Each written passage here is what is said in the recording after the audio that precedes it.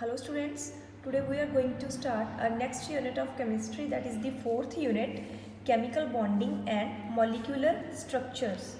Clear? So in this unit we have to discuss about the nature of different types of the bonds, and molecular structure means shapes and geometry of the molecules. Clear? So firstly we will see the definition of a chemical bond. The attractive force which holds the various constituents together in different chemical species is called a chemical bond. Clear? What is the chemical bond? Means if I am taking bond between lithium and chlorine, means there is certain type of the forces that holds these two atoms together. Clear? That type of the forces are known as the attractive forces, and the bond is known as the chemical bond. Clear? Because it is formed between the two chemical elements. And next, types of covalent bonds: ionic bond and covalent bond. Clear? So first is the ionic bond. These are the types of the bonds. Clear? First is the ionic and second is the covalent bond. So ionic bond, when a bond is formed by the transference of one or more valence electrons of one atom to the other atom so as to complete their outermost octets, and the forces of attraction are electrostatic, which holds the ions together in ionic bond. Clear? This type of the bond is known as ionic bonds. So how we can understood that electrons are transferred? For example, in this case, that magnesium is having 2 electrons in its valence shell because the configuration of magnesium is atomic number is 12 now. So configuration is 1s2, 2s2, 2p, 6 and 3s2. So in the valence shell, outermost shell, the number of electrons in the third shell are only 2. So I have representing these electrons in the form of the dots. And in case of oxygen, atomic number 8 and configuration will be 2s2 and 2p, 1s2, 2s2 and 2p4. Clear? So valence shell electrons are 4 plus 2, in the second shell total 6, 1, 2, 3, 4, 5 and 6. Clear? So in this case, what I can see, as we are saying that ionic bond formed when we are taking the ions together. Clear? That there should be Mg plus and O minus because of the electronegatividity differences. Magnesium will going to lose its 2 electron to the oxygen atom. So the magnesium will get stable after losing 2 electron, and oxygen will get stable while taking 2 electron. It will require noble gas configurations now. Clear? The number of electron in case of magnesium will become 2, that is Mg plus 2, and in case of oxygen it will become also 10 in the form of O2 negative. Clear? So that I have represented here. Clear? So Mg after losing 2 electron form Mg plus 2 cation, and oxygen after taking 2 electron forming O2 negative anion. Clear? And what type of the forces which holds these two ions together, that is Mg plus 2 and O2 negative. These type of the ions are holded together by the type of the forces. These forces are known as the electrostatic forces, which always originates or operates between the oppositely charged ions. Clear? So this is the ionic bond which is formed between the ions having opposite charges, which are holds together by the electrostatic forces of attraction. These forces comes into play because of the separation in the charges. Always there is the charge separation. The forces that will going to hold the bonds together are electrostatic one. Clear?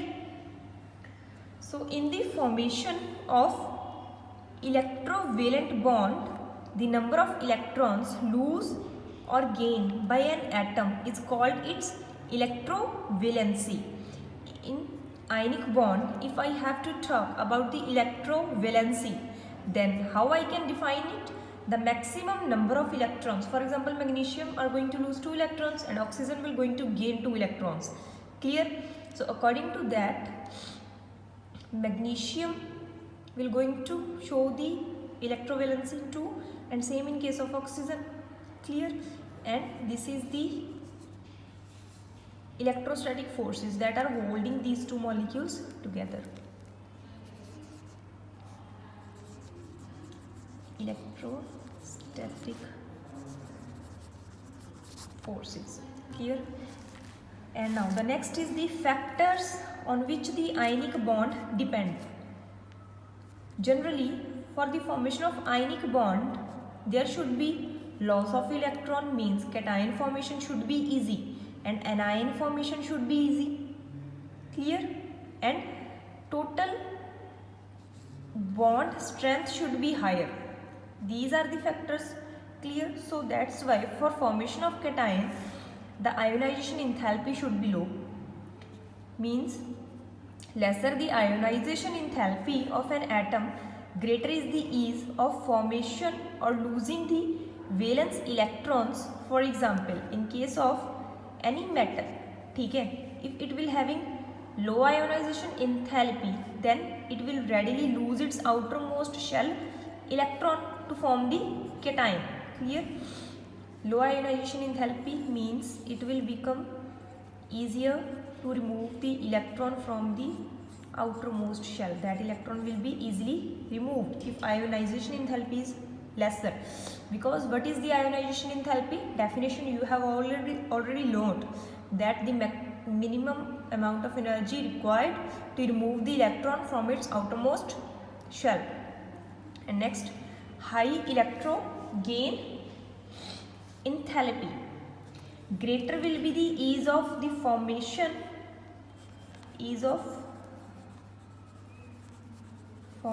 of the anion. Clear? More electronegative atom, more readily it will going to have electrons in its valence shell because of its high electron gain enthalpy.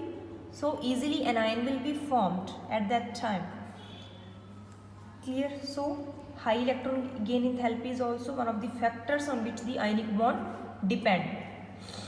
And high lattice enthalpy. What is the lattice enthalpy? The amount of energy released when free ions combine together to form 1 mole of a crystal. Like here, these are the free ions, that is positive and that is the negative. Okay, both are in the gaseous state. Clear? Free ions means in the gaseous state we are taking, combine to form 1 mole of a crystal. Clear? In the solids form is called lattice enthalpy. That on combining these free moving ions to form crystals, the amount of energy released here is known as the lattice enthalpy. Clear? So higher the value of lattice enthalpy, greater will be the ease of formation of ionic bonds. Clear? More the lattice enthalpy means more easily formation of crystals with large amount of energy released in the form of the lattice energy, then the ionic bond will be expected to form very readily or to a greater extent. And then the next type of the chemical bond is the covalent bond. Clear? The bond formed by the mutual sharing of electrons between the combining atom of same or different element is called covalent bond. Clear? As you have learned in your 10th class that what is the covalent bond? That is formed by the mutual sharing. For example, carbon in its virial shell is having 4 electrons, but hydrogen is having, an example of CH4 molecule, only 1 electron, that I have shown by the cross. Clear?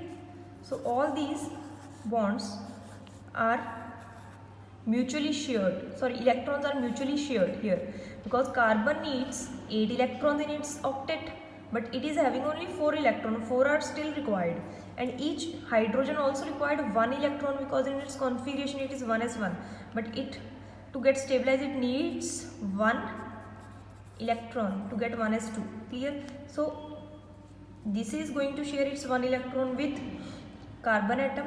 Each hydrogen atom is sharing its 1 electron with the carbon atom, and resulting in the formation of the covalent bond. In the formation of each covalent bond, there is the involvement of the 2 electrons which are mutually shared by both the carbon and hydrogen atom.